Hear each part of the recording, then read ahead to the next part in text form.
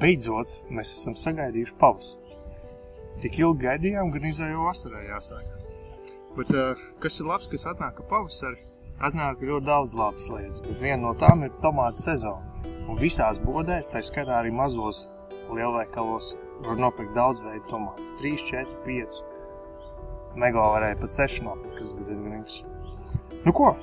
Sakarā to, kad es taisīt, es nemāku. Es izvēlos taisīt lietas, kas ir vienkāršas, bet ļoti garšīgas. Tātad klasiskie bērnības tomātu salāti ar kreju. Pamēģināsim uztaisīt.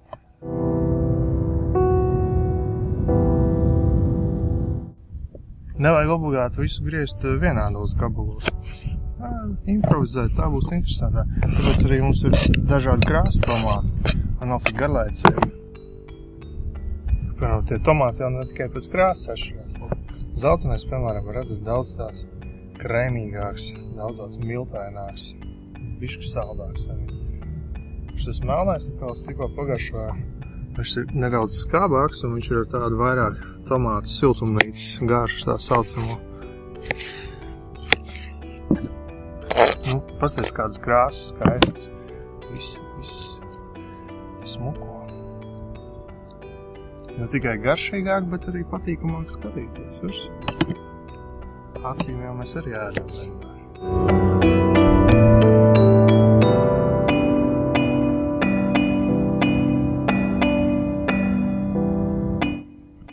Tā kā nekādas lielās iemaņas nav.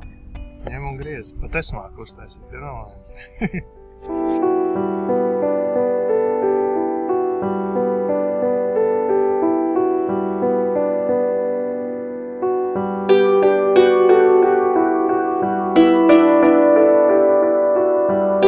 Tagad mēs visu šajās skaistās krāsas, kas mums ir, sabojāsim ar veco krējumu.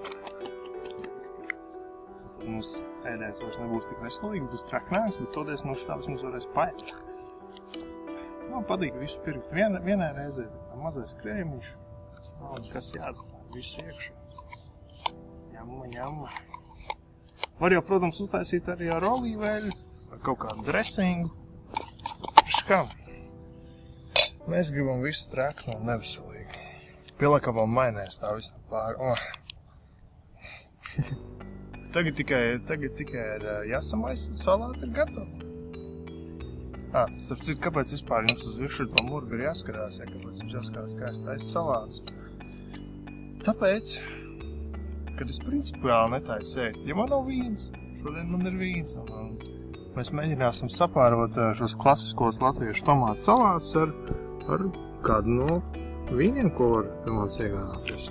Nu tātad, jā, salāti ir gatavs, salāti ir ļoti garšīgi, viss tieši tā kā man patīk un tā, kā man gribējās.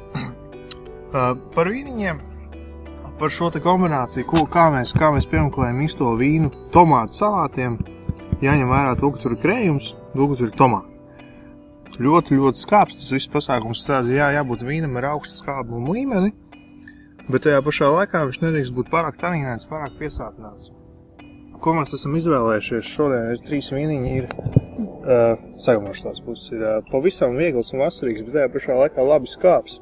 Atsvaidzinošs Francijas vīniņš, Piquot de Pinet, ko mēs jau esam vairāk kārt garšojuši, un viņš ir pierādījis sev kā pateicis vasaras vīns.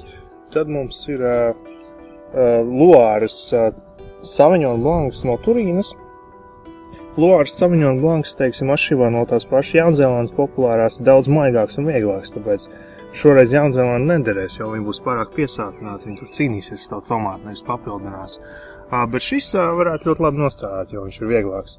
Un tād mums ir sarkanais no Spānijas vidējas miesas būvis vīns ar ļoti labu skābumu līmeni, pavisam svaigs 14. gads, principā tikko pudelītē iepildīts Tempranillo kopā ar Merlot. Tikai jā, es domāju, ka šie te vīniņi ļoti labi saskanēs, to mēs arī šodien pārbaudīsim. Tagad viss smagais darbs ir izdarīts, tagad tikai izprieces.